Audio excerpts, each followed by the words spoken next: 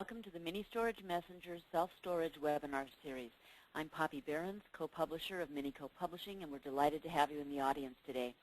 This is one of several informative webinars planned for self-storage owners, operators, managers, investors, developers, and other industry professionals. The sponsor of today's webinar is Storage Marketing Solutions, or SMS. Our presenter is Derek M. Naylor, president of SMS. Over the past 7 years, Derek has incrementally increased sales revenue for his clients more than $250 million through innovation and advanced marketing strategies. In 2003, he founded SMS and directed his talents and unique growth strategies exclusively to the self-storage industry.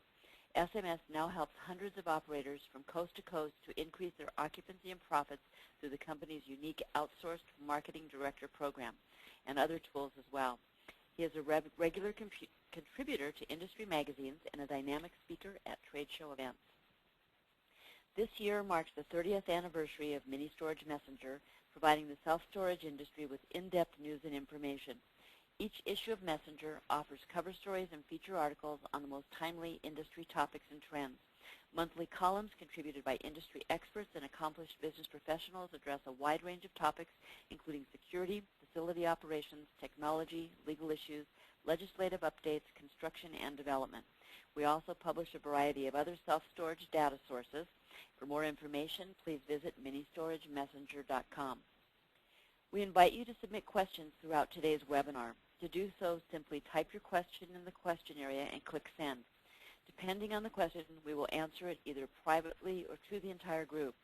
We will try to answer as many questions as we can during the Q&A period at the end of the webinar. However, those that we cannot answer due to time constraints will be answered by way of email after the webinar. This webinar is being recorded and will be available for viewing on demand from our archives at ministoragemessenger.com. Today's presentation should run about 45 minutes with the remainder of the hour open to questions and answers. And now I have the distinct pleasure of turning the presentation over to Derek. Good morning, Derek. Good morning. Thank you, Poppy, for that introduction. And welcome everybody from cyberspace to this webinar. I certainly wish that I was presenting to you under different circumstances today. I don't think anybody enjoys the current economic conditions that we're in. The news continues to be very grim and dark, so bad that I really don't enjoy watching it anymore, not that I ever really did. But just earlier this week, the Dow dropped below 7,100 when just over a year ago it reached an all-time high of 14,000, so it's dropped almost 50%. The housing, credit, and financial crisis, our Fed chief Bernanke has claimed is the worst since 1930. The staples of capitalism on Wall Street, the big banks that everyone has trusted and thought were extremely stable because they've been in business for hundreds of years and appeared stable, have collapsed and crawled to Washington on their knees for bailout money, and unemployment is continuing to skyrocket, which is all grim news that nobody really wants to hear. So I certainly wish that we were in different times, but part of life is being adaptable, and part of being successful in business or in anything is adapting to the current climate. And that's what we're here to talk about today. Now, as I see it, we have basically two choices as business owners and business operators. We can hunker down, which a lot of people already have. They've cut marketing budgets, they've cut payroll, they've cut other expenses, and just aren't doing anything, and are going to sit on their hands, I guess, until this thing's over, and hopefully come out at the end and be able to pick things back up. And maybe you've even done that to a certain degree. Option number two is get smart and get aggressive. We've had it way too good for way too long in America, and a lot of us have become, I think the saying is fat, dumb, and happy, by having extra expenses, not tracking things as closely as we should. And unfortunately, it takes times like this for us to really realize what's authentic and what's not.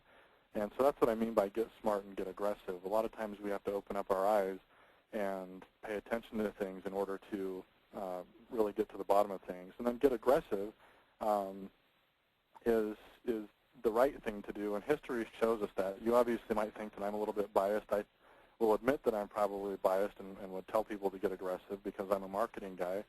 So I decided to go back through the history books and share a little bit of independent research with you today.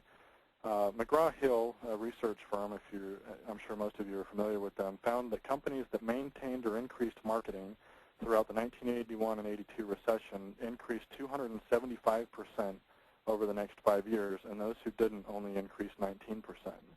Now, that tells me two different things. Number one, it's not only not only a good thing to keep marketing and keep your pedal to the metal in recessionary times to survive, but you'll also thrive for years to come, because what happens is many of your competitors are going to let up on their marketing efforts, and it's going to open up mind share and market share in your marketplace. A lot of them will unfortunately go out of business in some instances. And if you keep out there and you keep doing the right things, again, it's not only going to help you survive these times, but it's also going to help you thrive in the years after this is over, which is hopefully soon. Stanley Tools launched its biggest campaign to date during the 1974 recession. They grew at twice the rate of their competitors during the recession and for the next 3 years, which I thought was very interesting and illustrates that same point. The next one I thought was good was Kellogg's during the Great Depression. They pushed their marketing through the Great Depression, meaning they kept going instead of dropping it, and Post cereals didn't. And we all know who dominates the cereal market even today, and that's been over 50 years. So these products have been more consumer-related, where things like food that are based on survival. So I decided to see if there was something out there that looked at more industrial companies, and found this study, again by McGraw-Hill, that analyzed 468 companies in 16 different industries during the 1974 recession and 600 industrial companies in the 81 and 82 recession. Findings showed that firms that increased or maintained their advertising spending averaged significantly higher sales growth both during the recession and for the following 3 to 5 years than those who eliminated or decreased advertising. Sales of companies that maintained or increased advertising during the 74 recession showed 132% sales growth by 1978. So within just 4 years after it was over, they had 132% sales growth, and those who cut advertising were only ahead by 79. And that's many different industries and many different companies. That's the collective finding. Now, if you go to a library or you go online, you can do research and you can find hundreds, if not thousands, of different case studies that all illustrate the same point, that getting smart and increasing or at least maintaining marketing during recessionary times is the smartest thing to do. And I'm sure there's a very complicated, sophisticated answer to it, but my simple explanation or logic behind why this is true is this. If customers bring you cash and marketing creates customers, the last thing you should do is stop marketing smartly. Now, many people out there aren't sure that their marketing actually brings them customers, and that's a whole problem in itself, which we'll talk about a little bit later in today's presentation. And you're going to notice that I'm going to use the term marketing smartly. A lot of people hear this research and read this research and go out and just start throwing good money after bad on marketing because they think they need to increase it, but what they're actually doing is just wasting money because they're not marketing smartly and tracking results and stopping things that don't work and increasing things that do work, and we'll talk a little bit more about that. Now, I'm sure most of you recognize this guy here, Michael Phelps, although he has recently been made re-famous again for a different photo, which we won't go into. Michael Phelps is an amazing athlete. There's no question about that. In Beijing, he not only shattered world and Olympic records, but he also broke a world record for the most gold medals in a single Olympic Games by getting 8 gold medals. Before him, the person who held the record was Mark Spitz, who swam in the 1972 Munich Olympics. And Mark Spitz had 7 gold medals, and again, another amazing athlete and superstar of his day. Still, even today, he is. And during the Beijing Olympics, I found myself wondering, what is the difference between Michael Phelps and Mark Spitz? Why is it that in just a few short years, not only the gold medal record can be shattered, but how come all of these Olympic and world records in each of the individual events were being shattered? And I don't mean to discredit Michael Phelps or any of his teammates, because obviously they practiced extremely hard and are very talented individuals, but I did find some differences in the playing field between when Mark Spitz swam and when Michael Phelps swam. There's a picture of the water cube, which is where they swam in Beijing, right there on the left. But I found that in the water cube they had 10 lanes versus 8 lanes when Mark Spitz swam. And what this did They still had 8 swimmers, but only or 10 lanes, so they had an empty lane on each side. I don't know if anybody noticed that or not. But what this allowed was for the turbulence that was created when the swimmers were down the lanes, the turbulence would cause people to slow down unless you were in the very front. So that extra 3 feet of buffer approximately on each side diminished those waves. Another thing for the same reason was the pool in Beijing was 3 meters deep versus 2 meters. So they had another 3 feet approximately of depth of water, which created millions and millions of gallons of increased capacity, so those waves could again be diminished. The next thing, which is also for the same reason, they actually, somebody, I don't know if it was China or not, spent a lot of money developing the lane dividers that divided the swimmers, and they actually called them wave busters. And as the water passed through these individual lane dividers, it diminished the waves quite significantly than the old ones that Mark Spitz used. One that was talked about a lot in the press was the swimsuits that the U.S. swim team had, and they were the Speedo LZR racer suits. These were actually co-developed with Speedo and NASA, and they reduced drag on the water, so it was proven to cut fractions of seconds off of the total swim time, which is significant when you consider how close those races are. And then the last thing I found that was significant was the warm down science that was used. When Michael Phelps would get out of the pool, the announcers would talk about his warm down science. They'd actually hook him up to monitors that measured his temperature and his lactic acid buildup in his body so that he wouldn't be as sore for the next event that he swam in. Now, I'm telling you all of this for a reason, and that is that the self-storage industry is on a different playing field, much like Michael and Mark were.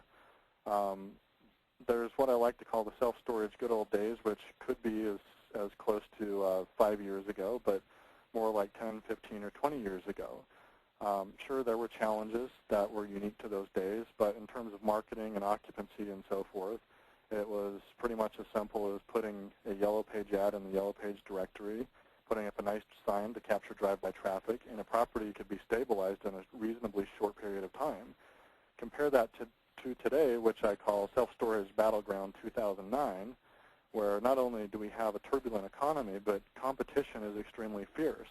Well, I talk to people every day who ask what to do about price shoppers and price competition, and their competitors offering a bigger and better special, and there's a newer competitor opening up just down the street with a bigger facility that's nicer and has more amenities and better security and so on and so forth.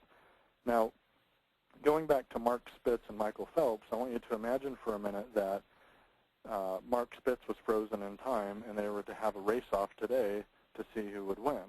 But Mark Spitz says, no, I'm not going to take any of that fancy new technology or use any of those new strategies that have been developed. I'm going to swim in my old Speedo here and in my pool without the wave busters and so forth. I don't care what other circumstances there are. Michael Phelps is going to win if he uses that new technology.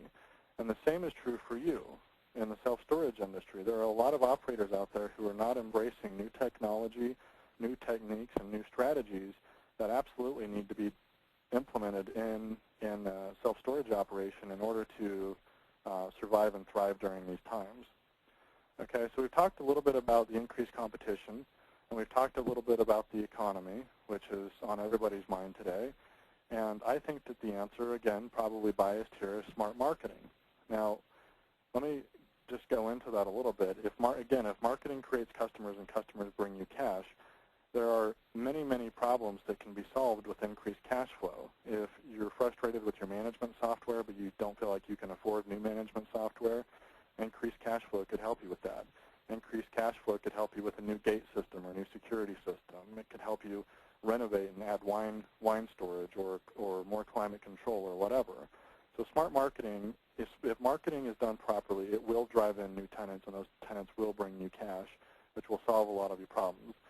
So I believe that smart marketing is the answer, and we're going to go into that throughout the rest of this presentation. Now, there's basically 3 areas of focus that I think are most important during this recession and really to keep your eye on even after this is over. Number 1 is to leverage your marketing budget. Really, you should leverage every budget you have, but for the sake of this conversation, it's all about leveraging your marketing budget. And what I mean by that is getting more results without spending less money. Now, that may sound like a pipe dream to many of you, but it's absolutely possible, and it can be done, and I'll show you how to do that today on this webinar. The second thing is to increase tenant value. Not as many people are moving into storage today as they were maybe 5 years ago, as a general statement. So one area, but we want to increase net operating income. So rather than focusing as heavily on attracting new tenants, one area that we've seen a lot of success in is increasing tenant value. So if your tenant, if your average lifetime value of a tenant is $1,000 now, there are things you can do to bump that up to $1,100 or $1,200, which makes a significant impact over a period of a year, especially when you factor in cap rates on net operating income. And the third thing is to be bold. Now is not a time to be complacent. It's not a time to be wimpy with your offers and with your marketing, and it's not a time to be a copycat for what your competitors are doing in their marketing efforts. There are three key terms that I think are important that everybody understands in order to understand creating smart marketing.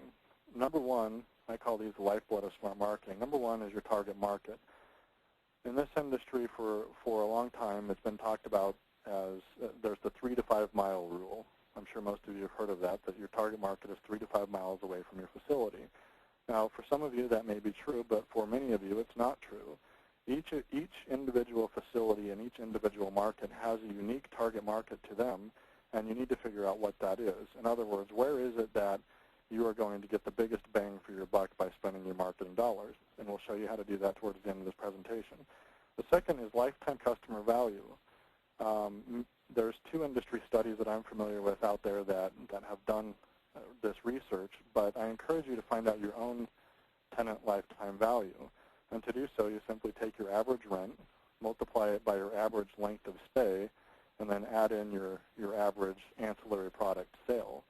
And knowing that number is absolutely crucial. And if you have more than one facility, you should know that number for each facility because it will be different. We have clients who say their lifetime customer value is just a little bit over $500, and we have others who have lifetime values of over $3,500, depending on where they're at in the country and what their average rents are and so forth. And then the third thing is cost per acquisition. And what I mean by that is cost per new tenant acquisition. How much does it cost you to acquire a new tenant for your storage facility?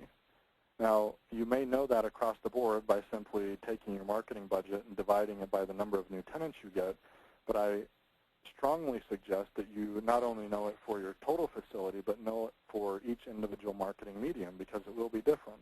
You're going to pay a different amount for a new tenant through Yellow Pages as you pay through the internet, as you pay through your internet your referral program or any of your other programs. So those are important things to do, and we'll talk a little bit more about that, but it's important you understand those terms. Now, I have basically a 3-step formula to create powerful marketing, and this gets into leveraging your marketing budget, which we talked about a little bit earlier. In other words, getting more without spending more. The first step is to have something good to say. The second step is to say it well. And the third step is to say it often. Okay? Have something good to say it well, and say it often. And this is in terms of marketing communication to whoever your target market is. And we're going to go into each one of those steps right now.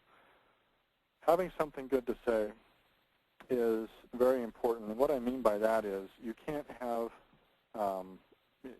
if you're saying the same things as your competitors, or you're saying things that are irrelevant or don't matter to your prospects, then chances are your marketing is not as leveraged as it could be. One of my favorite business philosophers of all time is a man by the name of Jim Rohn, and one of my favorite quotes of his is, "Success goes to those who deserve it, not to those who want it." I'm sure everybody on this webinar today wants to be more successful, want more tenants, want their tenants to be worth more money. But my question to you is, do you feel like you deserve it? And undoubtedly, if you deserve the business, you're going to get it. So ask yourself, ask your staff, this is a fun exercise to go through, what are we doing to deserve a lion's share of the marketplace? If that's what we want, what are we doing to deserve it? Not only in terms of innovation, pricing, offerings, marketing messages, and so on and so forth, you constantly need to ask yourself, what are we doing to deserve it? Because I can assure you this, if you deserve it in the right areas, you will get it. Okay, now there's a lot of factors that go into that. So after we innovate, and by innovate, I go back to the having something good to say. If you find that your competitors offer better access hours or better pricing structures or better amenities or whatever, I not only encourage you to match that, but I encourage you to beat that and be a leader in those regards. But after you do that, it's time to say it well. Now, I can't emphasize this enough. There are some absolutely gorgeous facilities that offer world-class customer service out there that do not say it well. And when you look at their marketing materials, you can't tell that they're any better, any different, or any worse than their competition. Their ads look almost identical to their competitors. And this gets into the power of words. Now, I don't want to go on too big of a soapbox here, but the language we use not only in our own minds with the conversations we have with ourselves, with the conversations we have with our employees, but for the topic of this conversation, the language that you use is so absolutely powerful. And I believe that this is a big reason why we have President Obama in office today, because he used the right language and was able to connect and move people emotionally through the language that he used. And to help illustrate this, I have a little exercise that I like to go through to help illustrate this power. I want you to imagine for a moment that you walk into your office on a Monday morning, and it's a sunny day and everything's beautiful, and you sit down at your desk and you have two envelopes sitting there that look identical. So you decide to start your day by reading these letters. You open up the first one, and it says, "Dear Eric," or whatever your name is. "I'm writing you this letter today to thank you for the extremely great service I recently received at your storage facility. The care I received at your place was simply the best I've experienced in my life. I feel it's important that you know this so you can reward your site managers, Susie and Robert. When I called to see if they had a space for my belongings, I was greeted warmly and helped beyond my imagination. They not only helped me save money by recommending a smaller space than I thought I needed, but they also provided valuable packing advice and made sure that my important belongings were properly insured. When I came in, I was impressed with the cleanliness of the office and warm welcome I was given by Susie. What a wonderful manager she is. I wish all businesses had somebody as good as her. Robert directed me to my unit and showed me how to operate the gate. He made sure that my unit was clean and that I knew my way around the facility. He even bought me a Coke to quench my thirst as we walked around. I will be recommending your facility to my friends, family, and client base. I'm a local realtor, and most of my clients need storage. I'll make sure every single one of them gets a positive recommendation of your facility. Keep up the brilliant service." So you finish reading that letter, and you think, wow, I wish I could get 100 more just like that. That's fantastic. So you get antsy, and you open up the second letter, and it says, "Dear Eric," or whatever your name is. "I'm writing you this letter today with disgust and disappointment. I recently visited your storage facility and was horrified by the service I received from those two lazy slouches you call managers. They not only failed to answer the phone when I called, but completely ignored me when I came in.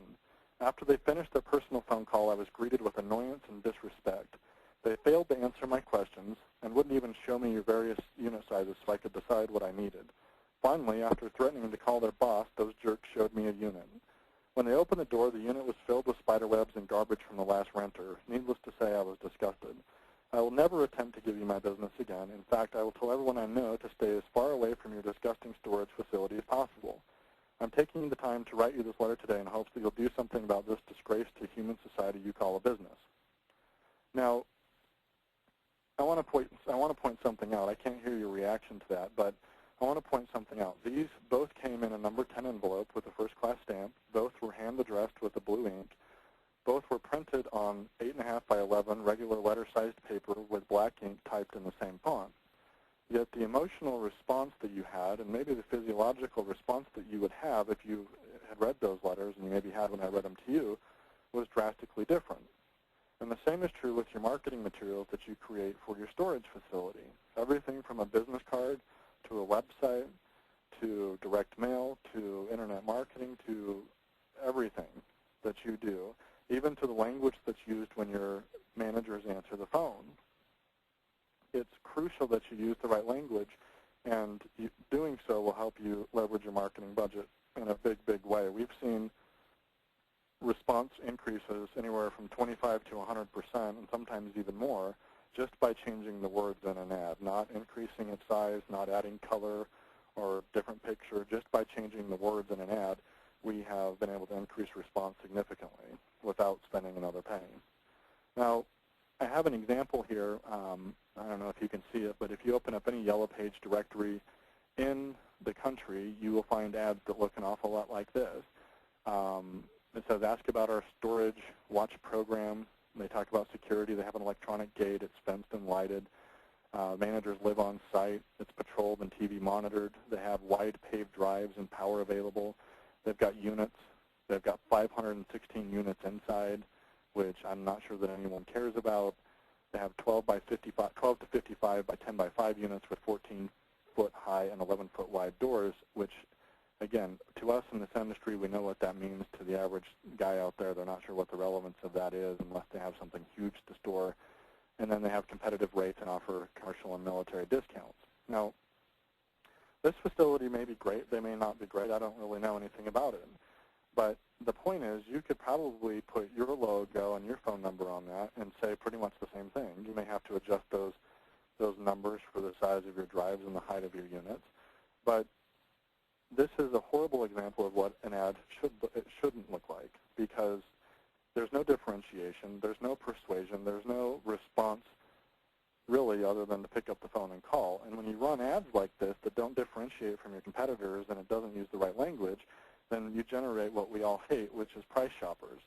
If you don't give people another ground to make their decision on other than price, then of course that's what they're going to call, because as human beings, we have a built-in mechanism. I'm not sure what it's called, but we want to make the best decision possible in everything that we do.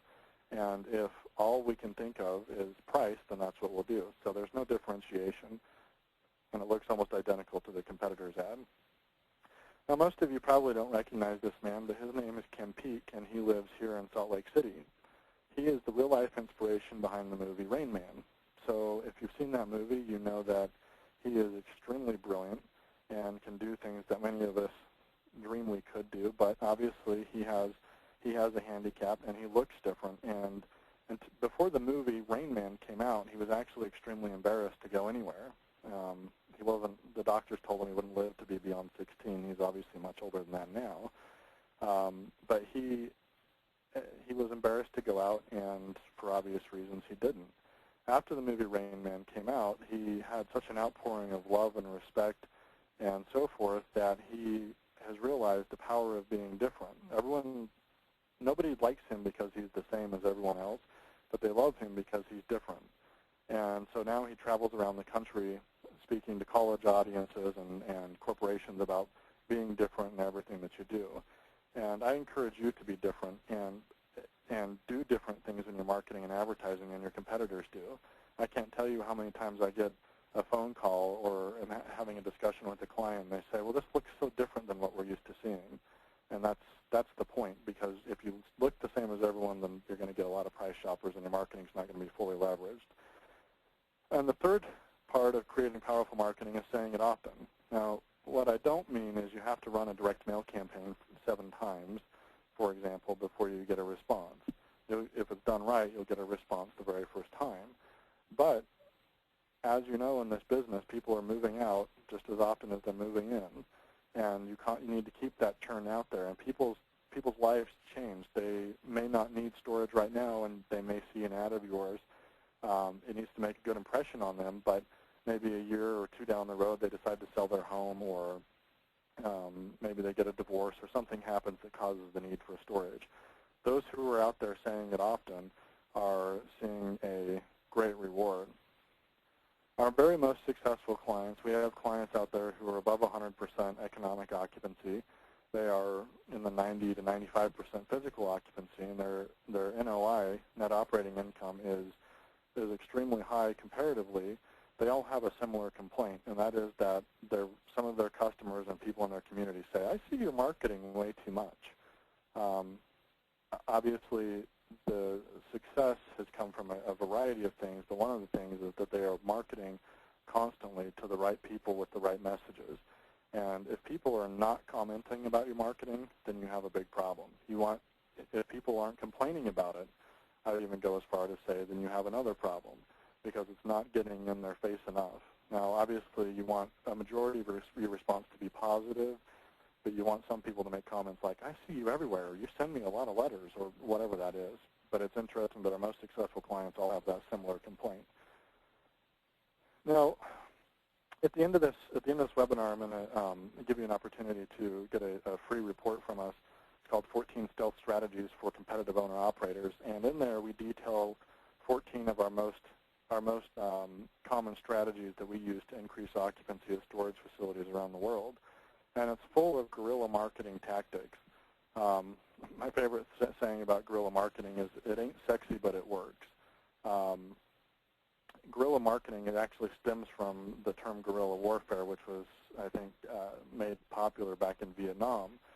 And these strategies and techniques that we'll share with you fly under the radar of many of the largest operators.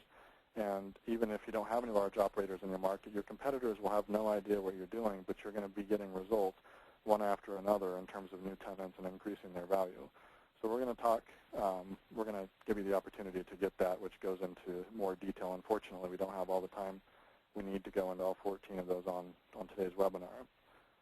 One last comment in creating powerful marketing is a very important distinction, which is direct versus indirect versus inertia competition.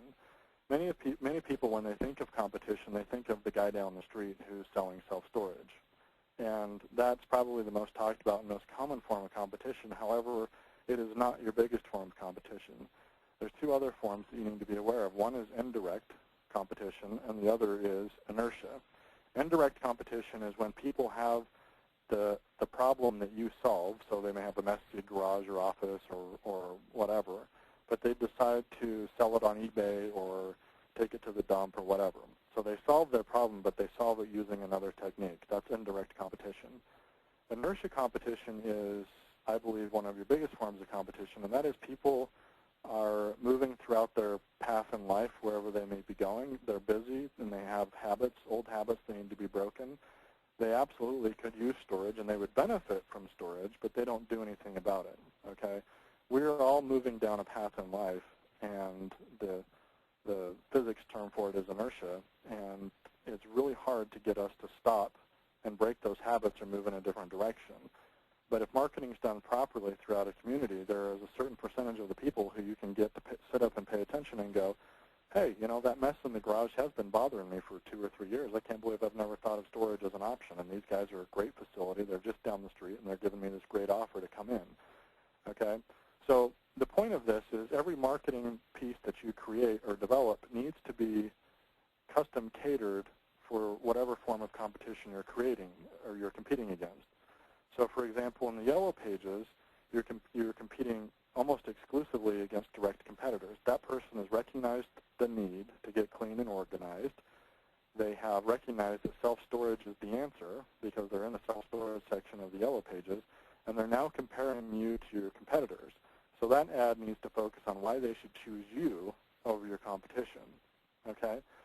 If you do something like direct mail or innovative drive-by signage ideas, you need to focus on the fact that many of those people don't recognize that they have a need for storage. In fact, probably 95% don't think they have a need for storage.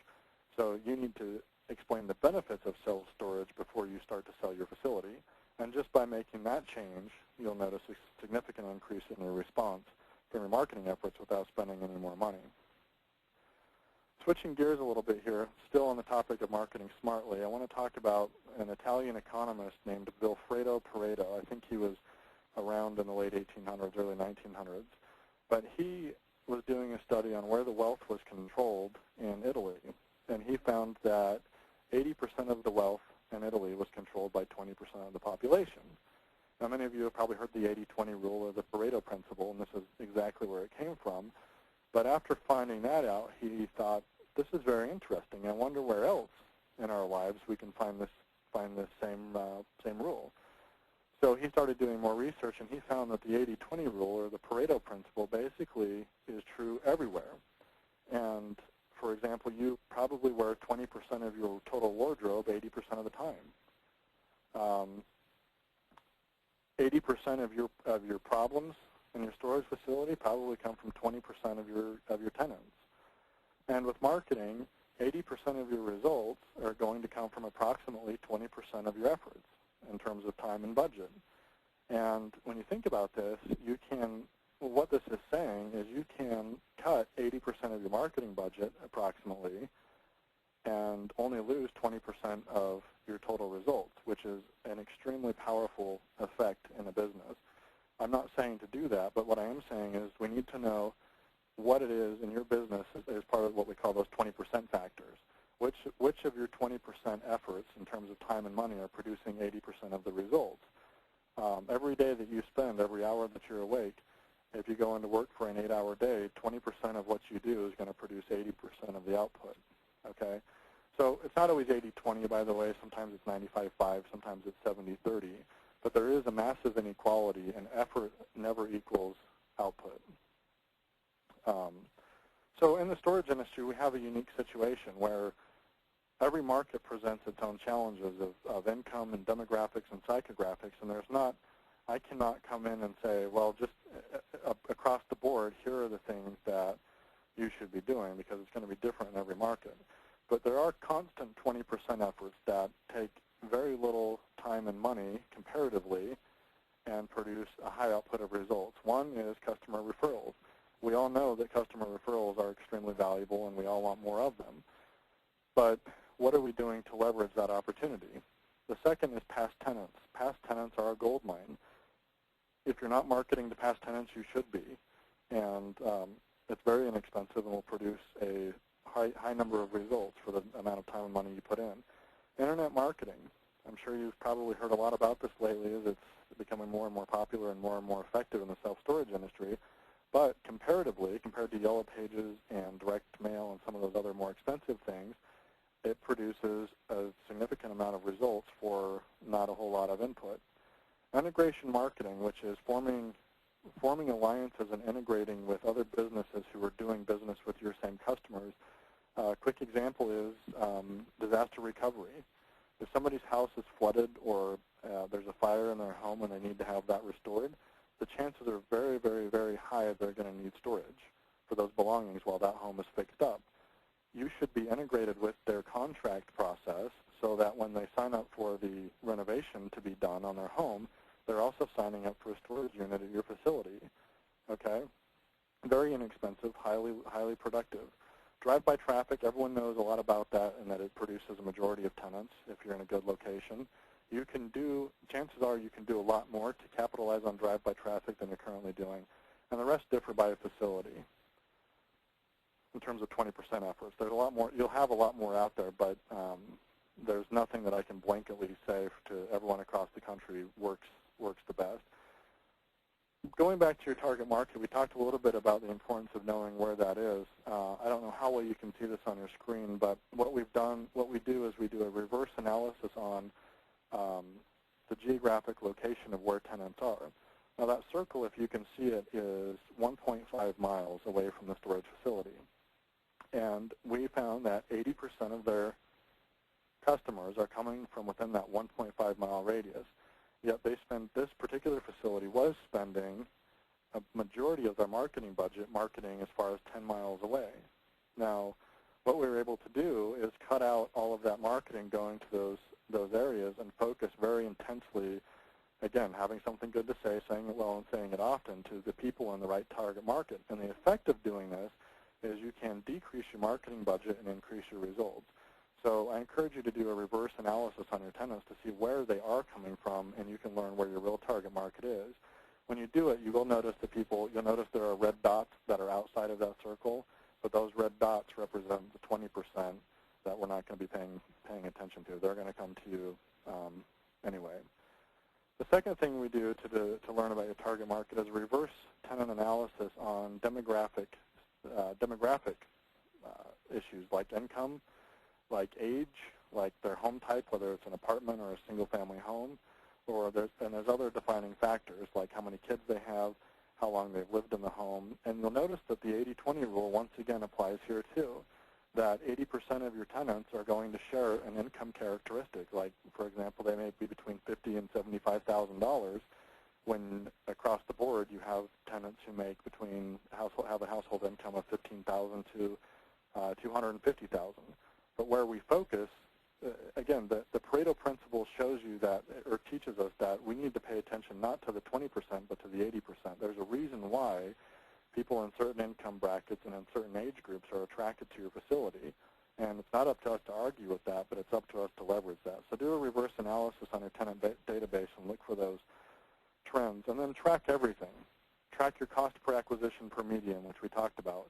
Take how much you spend on that marketing medium, divide it by the number of new tenants it produces, and you'll get a cost per acquisition. Track your conversion ratio. This is so important, and it's a topic for another day. But you can, if you can do better at selling your existing leads that come in, if you have 100 leads that come in every month and you're only converting 20 or 30 of them into new tenants, you can do nothing different with your marketing but just improve your sales skills of those answering your phone, and you can really leverage your marketing budget that way. But you need to be tracking that on a per medium basis. Again, it will be different for Yellow Pages as it will for the Internet. Scale up on low CPA mediums and scale down on high CPA mediums, or eliminate high CPA mediums. So what I mean by that is if you find that you have a campaign that's producing new tenants at $580, and you have other campaigns that are producing new tenants at $80, then you should scale up if you can on those that are producing new tenants at $80 and get rid of or eliminate, or scale down or eliminate the higher CPA mediums.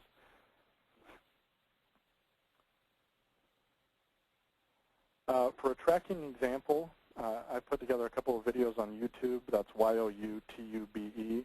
If you're not familiar with it, if you just go there and search Storage Marketing Solutions or my name, there's a video that shows how to track your marketing the best there, and I'm going to kind of speed through these last slides because we're running out of time here. I want to talk a little bit about the Internet. The Internet is still very much a mystery for people in the self-storage industry. It's gaining popularity, but it's relatively new to the industry. And the right way to think about it is it's just another medium to evaluate for you and your needs. As much hype as the Internet gets these days, there are still some markets that it doesn't work in terms of Internet marketing. There are some markets, and the same is true with Yellow Pages. The Yellow Pages get a lot of flack these days as being a dying medium. I'm not here to say whether that's true or that's not, but again, you need to evaluate it in your market for your needs. Okay, but the Internet is very powerful, and it's definitely something you should be paying attention to if you're not already. I have 3 keys to Internet success. Number 1 is be visible. When people search for storage in your market, they need to see you on the first page of that search engine, or else you might as well not even be there. So be visible. Number 2, convert traffic. A lot of people are proud because they have a first page ranking on Google or Yahoo or whatever the search engine is, but if you're not converting that traffic into actual paying tenants, you're going to be in trouble, and it's not worth doing. And the third thing is always be optimizing. The search engines, and the thing about the Internet is it is always changing almost every day, maybe even several times a day. So you constantly need to be optimizing. And with today's advanced tracking technology, you can do things like change the color of a font, or increase the size of a font, or change a picture, and notice drastically different results. So always be optimizing and testing. Again, I put together 3 videos on YouTube about Internet marketing just to kind of give a brief overview of what it is and what you need to know about it. If you go to YouTube and search Storage Marketing Solutions, or again, my name, there's a 3-part tutorial which adds up to about 30 minutes, but it explains what a lot of the common terms are that you hear, like PPC and SEO and landing pages and geo-targeting and so on and so forth. So it's important that you understand those before you begin the process of doing that. And I'm having trouble getting to the next slide here. Okay. I have 3 wishes for you before we end again, and after this slide I'll give you information on how to access those free gifts that I talked about. But number 1 is accept marketing as an answer to many of your problems today. And definitely, please do not stop marketing just because of the recession. Go do your own independent research if what I provided to you wasn't enough. But believe me when I say that it's the last thing to stop doing during times like this. Number 2 is be bold. I talked a little bit about that. Don't be wimpy in your offers or your marketing. Test new things, get aggressive, and don't get complacent. Not only will you survive this recession, but you will be out miles ahead when this thing's over from those who don't. And the last thing is a principle called KANAI, which stands for constant and never-ending improvement. You may have heard it called Kaizen, which is a Japanese manufacturing principle, which basically means always, this is a lot of information, and there's a lot of work to do based on what we've talked about. Take one thing each day and just make it a little bit better. If you do that over a period of a year or 2 years, you're going to be miles ahead of where you were, and just take it off in bite-sized chunks. Now, we have 3 free gifts for you joining us today. They're totally free. This isn't a trick or a sales, there's not going to be any sales pressure or anything like that. If you send an email to info, I-N-F-O, at storagemarketingsolutions.com, and just put webinar in the subject line and then include your name and we'll have your email address, but your physical mailing address, we will mail out that 14 Stealth Strategies for Competitive Owner-Operators report, which explains the 14 strategies that are working best for us right now. We will include a 30-minute marketing tune-up session where if you want, this is optional, you can send in your marketing materials. We'll evaluate them and let you know where they can be doing better and look at your overall marketing program and see where it can be improved, again, to leverage your budget and get the most out of it. And employee theft, this is off topic, but employee theft is on the rise due to the economy and money getting a little bit tighter. I did an interview with an expert in the industry called Dealing with Employee Theft. It talks about how to know if you're being stolen from and what to do about it if you are. We'll include that in the package too because it again, doesn't have anything to do with marketing, but it's very timely, and I think it's an issue that everyone should be aware of. And now we open it up to questions. Great, Derek. A lot of wonderful, wonderful information, and we do have quite a few questions that have come in. The first one is a 2-part question. How effective are direct mail pieces sent to postal addresses in your facilities area, and how often and for how long must you mail them in order to be cost effective? Great question. Direct mail is, there's a right and a wrong way to do everything, and this is especially true with direct mail. I encourage everybody to test it within their target market. So do the target market research that I talked about on the demographic and geographic characteristics of your tenant database and focus your direct marketing or direct mail into those areas. My answer in terms of how often you need to do it, we have a very firm belief that you only should do it one time and then evaluate the cost per acquisition and cost per phone call.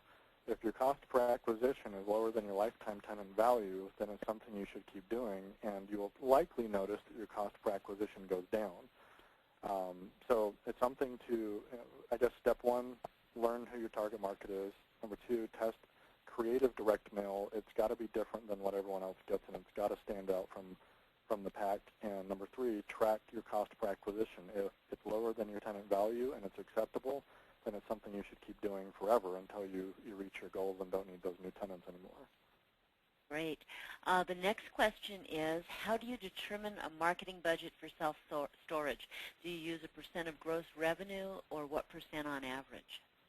Well, there's no real hard and fast rule because each market is so different. However, we have found that if you are a stabilized property, you should be spending approximately 35 to 50 cents per rentable square foot per year. So if you have a 100,000 rentable square foot facility, you should be spending between $35,000 and $50,000 a year on marketing if you're stabilized. If it's a new facility in lease-up, you should be spending closer to $1 per rentable square foot per year. Now, we have some markets that it takes more than that to get the job done, and we have some that it takes a lot less. But as a general rule of thumb, I found that works the best. Okay, the next question is, we have a storage facility in town that gives 6 months free if you pay 6 months up front. Should I match this?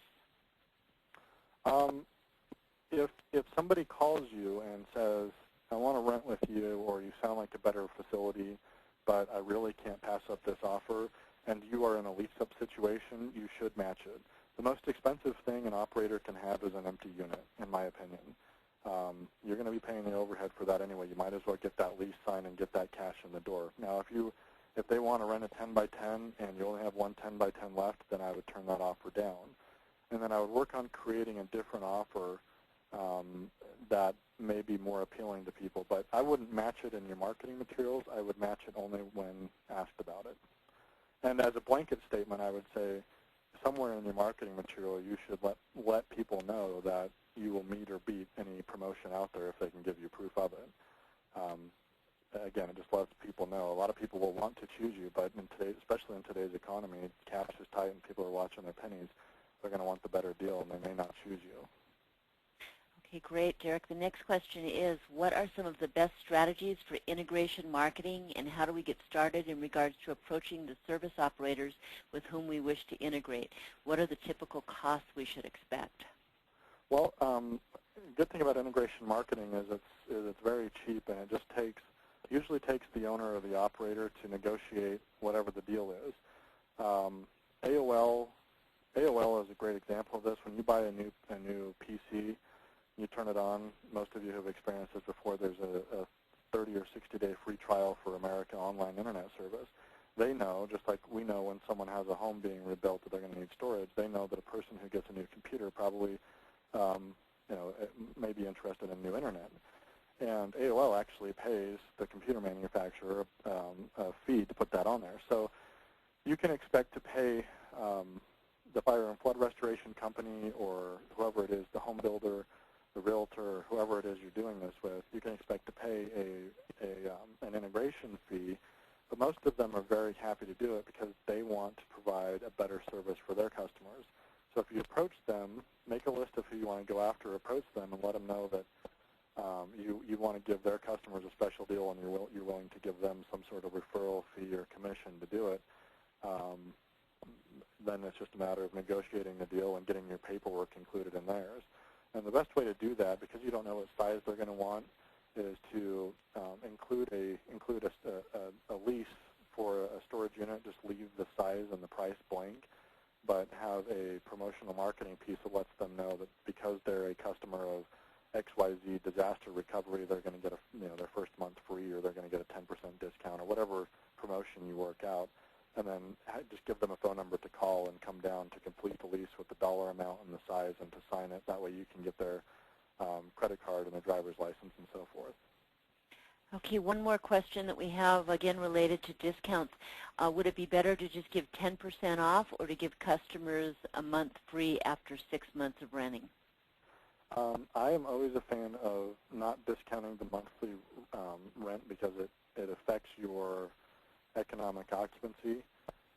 Rather, I would take the free month after 6 months of rent, just because there's just that 1 month that's off, whereas you can keep your street rates the same. If you give them a 10% discount for as long as they're a customer, that could end up costing you a lot more than the free month will, and it's going to be on your books as being a discounted unit.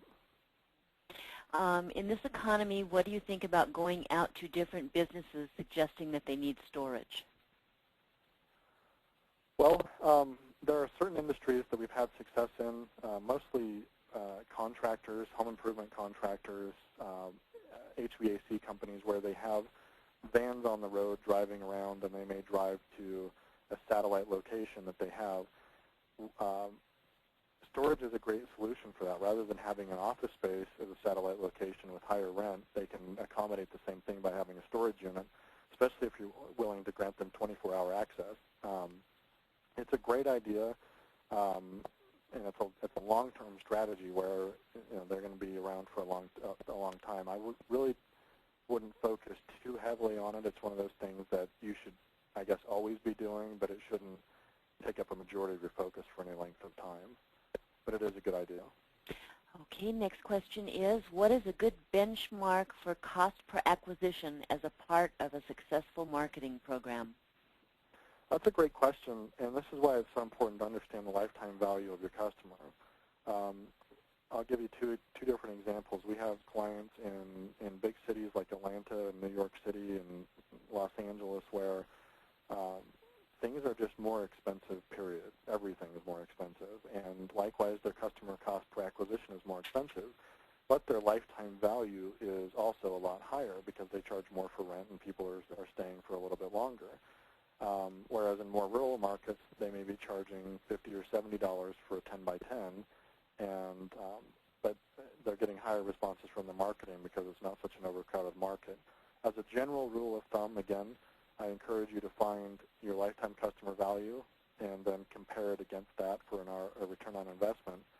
But as a standard rule of thumb, we like to keep our cost per acquisition at or below $100 per new tenant. But we're happy to pay $350 for a new tenant if those tenants are worth over $1,000, because you're still getting a 3 or 4 to 1 return on investment for that marketing campaign. Great. The questions just keep coming in. Another one is there a good way to track telephone inquiries? Yeah, we recommend using call tracking phone numbers. Again, I encourage you to go to youtube.com, youtube.com, and search Storage Marketing Solutions. There's a video called Phone Call Tracking for Self-Storage Operators, and it goes into exactly how those work. But it will not only tell you how many calls you get from a particular marketing medium so you can measure your cost per phone call, it also records the phone calls and maps them out geographically so you can see where they're coming from, and you can measure your cost per acquisition and your conversion rate by listening to your staff, and you can say, well, it looks like on our Yellow Page advertising, our conversion rate is 30%, which stands room for improvement. So it gives you a lot of benefit. Okay, the next question is, what is the best way to deal with less than forthcoming or honest competitors regarding their rates when attempting to audit and compare prices? Well, my favorite way of doing it is to be a little bit different and aggressive, and that is to send out a monthly or quarterly letter to all of your competitors just saying, hey, guys, let's not try and be sneaky about this. We're all doing it anyway. Here's our rates. Here's what we're charging for a 10 by 10. Send out the letter. We ask that you do the same in return if you appreciate this candid effort. We're all going to do it. Let's save the hassle and the sneakiness. So we actually do that for a lot of our clients, where we prepare letters, send it out to all the competitors, and a good number of competitors participate back.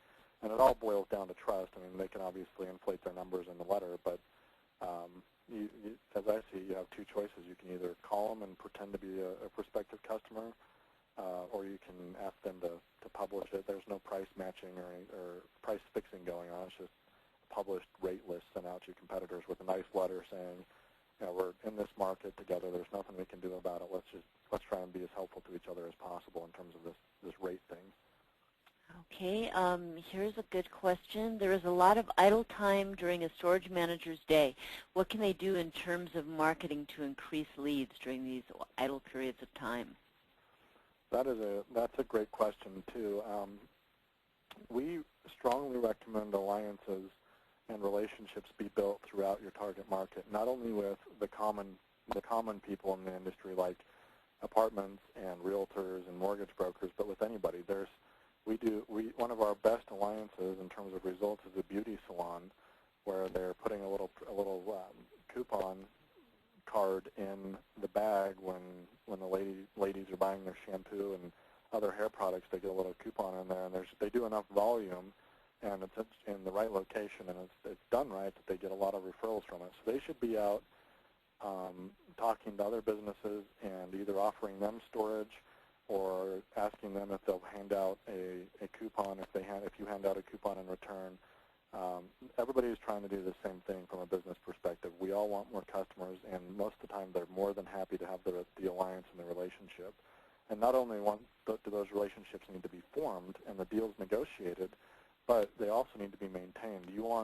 People do business with people they like, and if they don't like you, or you're not stopping in and asking about their family and their son's soccer game or whatever it is you know about them, chances are if a competitor shows up with a better offer, then you're going to lose that relationship. So nurture those relationships like they're a personal relationship. Wonderful. Thank you very much, Derek. We'd like to thank all of you who have submitted questions. Those that have not been answered will be answered after the webinar. We again thank you to all of you for attending. We hope you received some useful information to assist you in your investment and development endeavors. You will receive an email shortly with a link to the archived presentation, so make sure you watch your inbox for this email. And Derek, we thank you very much for a wonderful, wonderful presentation with a lot of great information given the market we're facing right now. Thank you again for attending, and have a wonderful rest of the day. Thank you.